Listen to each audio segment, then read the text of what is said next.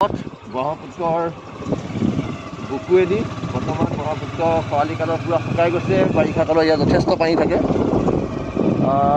ঝাও বন আছে, বিভিন্ন ধৰণৰ গছতে ভৰি আছে। এতিয়া সম্পূৰ্ণ বালি, আৰু এই বালিৰ মাজেদি অৰ্থাৎ ব্ৰহ্মপুত্ৰৰ বুকুৱেদি পাৰ হৈ আমি এটি নদীৰ চাপৰিলৈ যাম, ভেকেলি চাপৰি, উল্লেখযোগ্য ভেকেলি চাপৰি।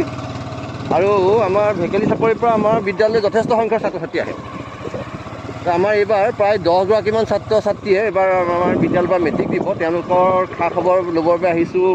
এটা পেন উপহাৰ দিম, যাতে তেওঁলোকৰ পৰীক্ষা সুকলমে পাৰ কৰিব পাৰে। আশীৰ্বাদ দিম, শুভেচ্ছা দিম। শিক্ষক হিচাপে আমি আদৰ্শতাইবোৰ উচ্চতৰ মাধ্যমিক বিদ্যালয়ৰ ৰবিজিৎ ছাৰ, মই, পৰীক্ষিত ছাৰ আৰু আমাৰ মুকুন্দ ৰাজখোৱা ছাৰ আহিছোঁ। আমি চাৰিওজনে আমাৰ এই ছাত্ৰ ছাত্ৰীসকলৰ হাইস্কুল শেষান্ত পৰীক্ষাত আশীৰ্বাদ আৰু শুভেচ্ছা দিবৰ বাবে আমি আহিছোঁ।